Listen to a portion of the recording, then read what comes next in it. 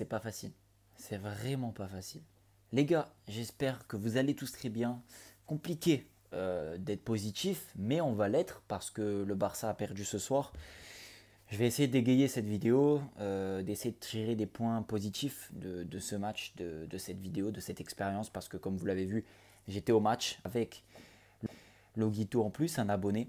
Bon, Kylian, mauvaise expérience. Défaite du Barça, je viens plus avec toi. Je viens plus. Tu portes pas la chance. Donc, je viens plus. Match décevant, mais bon, on a vu Lamine Yamal marquer un but magnifique. Voilà, frérot, bon débrief à toi. Vous avez été d'ailleurs pas mal à vous arrêter pour nous saluer, surtout Loguito. Ça fait plaisir de voir que la communauté Barça est vivante. J'ai, moi, eu la possibilité d'offrir deux places à des. Enfin, d'offrir, de vendre bien sûr deux places à des abonnés qui m'ont remercié. On s'est croisés. Ça a été vraiment sympa, les gars. Donc, franchement, merci à vous. Maintenant, voilà, si on va parler de la rencontre, du match. Le Barça perd à Monaco. Match difficile, mais positivement, j'ai envie de dire que le Barça n'a pas coulé. Le Barça n'a pas pris 3, 4, 5, alors qu'on était à 10 contre 11 pendant 80 minutes de jeu, les gars, même un peu plus. Donc, globalement, j'ai envie de dire que oui, la défaite, elle fait mal, que oui, la défaite est là, que au point comptable, c'est pas bon parce que sur un premier match, c'est important d'engranger des points et c'est pas le cas. Maintenant, le Barça a quand même réussi, plus ou moins, à tenir tête un petit peu à cette équipe de Monaco. Victoire méritée pour Monaco, je tiens à le dire quand même, avant de commencer ce débrief. Victoire largement méritée pour Monaco, qui a été beaucoup plus constructive. Bien sûr, les gars, mon cœur de supporter barcelonais est difficile à, comment le dire, à consoler, parce qu'il y a la défaite au bout, mais je tiens quand même à dire que j'ai quand même vécu une belle soirée avec, comme j'ai dit, voilà, des amis et tout. J'étais avec ma femme, c'était exceptionnel. On a vu Didier Deschamps, on a vu Michael Jordan, on a vu Lamine Yamal, Lewandowski à 5-6 mètres de nous. Enfin, c'était exceptionnel. Il n'y avait pas beaucoup d'espace. On a vu Ansu Fati s'échauffer à, franchement, je vous dis la vérité, il y avait quoi, 3-4 mètres qui nous séparaient de Ansu Fati. J'ai pris des photos, vous allez voir tout au long de la vidéo. Je vais essayer de vous gratifier de ça. Donc, non, franchement, j'ai vécu quand même une belle soirée. Donc, pour ça que je vais essayer de garder du positif. Mais bien sûr, maintenant, en tant que supporter, et si on fait un vrai débrief du match, et c'est ce qu'on va faire, ça a été très compliqué. Le Barça, pour moi, est passé athlétiquement, physiquement à côté de sa rencontre. Monaco était bien supérieur à nous. Et c'est ce qui a fait que le Barça aujourd'hui a perdu sa rencontre. Maintenant, Monaco avait un plan de jeu et ce carton rouge arrive assez vite.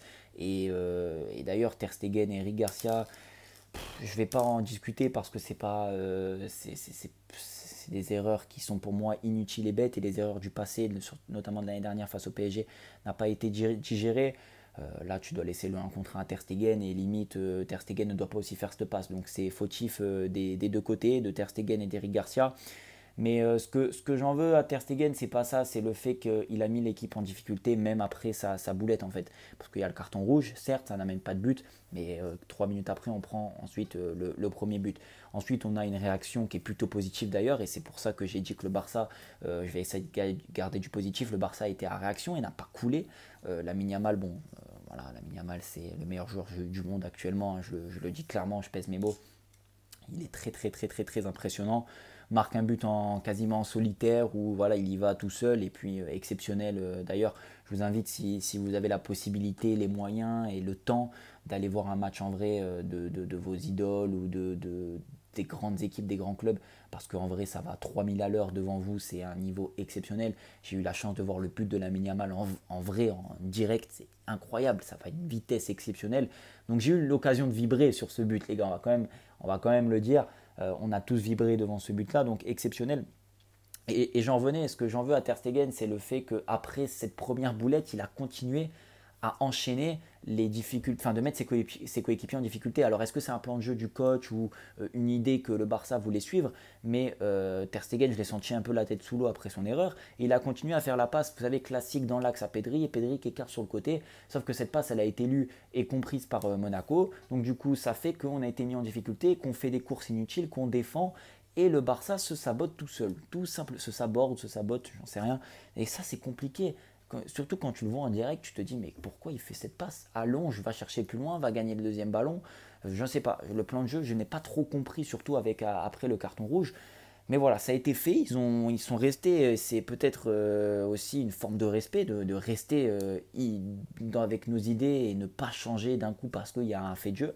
Mais ça fait que le Barça a perdu en physique, a perdu comment dire, en vitesse de course, en cardio, parce qu'ils se sont mis à défendre plus que c'était évitable en fait, c'est tout ce que j'ai envie de dire.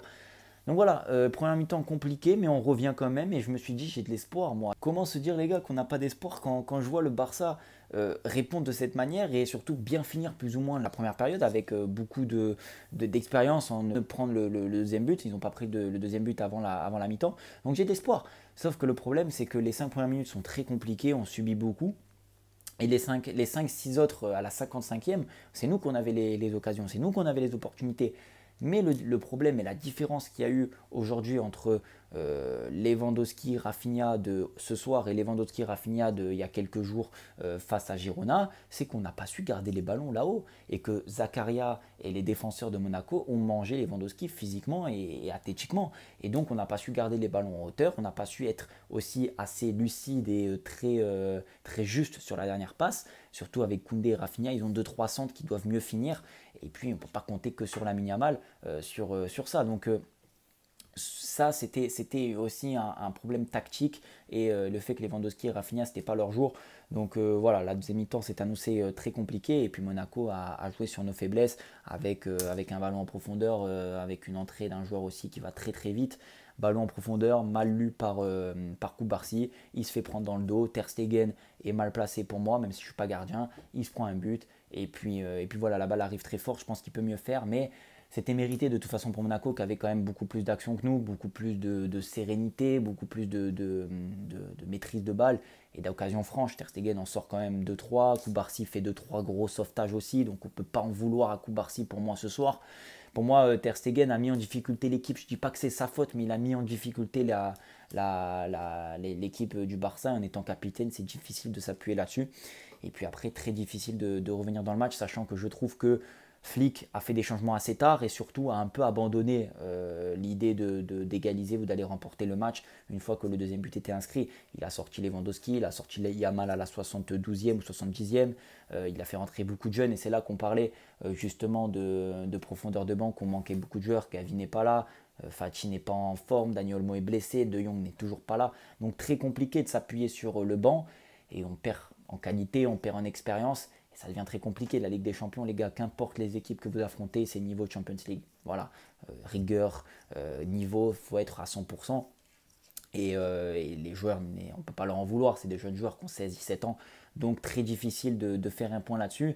Mais voilà, Flick a un peu abandonné l'idée et s'est dit, bon, ben, on a perdu, c'est pas grave, on se concentrera, on a quand même des objectifs en Liga qui arrivent, là, match à Villarreal, enfin contre Villarreal à domicile. Ensuite, match contre les Young Boys dans 2 semaines, il me semble, à domicile aussi. Donc, on a des points à prendre. C'est pas fini, il reste 7 matchs de Ligue des Champions. Mais certes, on commence mal. Un faux pas, hein, direct. Mais vu le contexte et la physionomie, même si je ne vais pas m'attarder à dire oui, si on n'aurait pas pris le carton rouge, on aurait gagné. Je suis un peu déçu parce que j'aurais préféré, moi en tant que supporter, voir un peu plus. Et je reste sur ma faim parce que là, 11 contre 11, on aurait vu un vrai match de foot et on aurait vu le Barça mettre en œuvre tout ce qu'ils font depuis le début de saison. Et là, 10 contre 11, on se retrouve rapidement à être restreint et à défendre et à ne pas apprécier réellement le match et à ne pas faire le match qu'on était censé venir faire. Donc voilà, merci du soutien, merci à Logito pour les places, c'est grâce à lui que j'ai pu y aller. Et merci à vous aussi, vous êtes au top. N'hésitez pas à vous abonner, à partager, à commenter. Je vous dis à la prochaine, prenez soin de vous.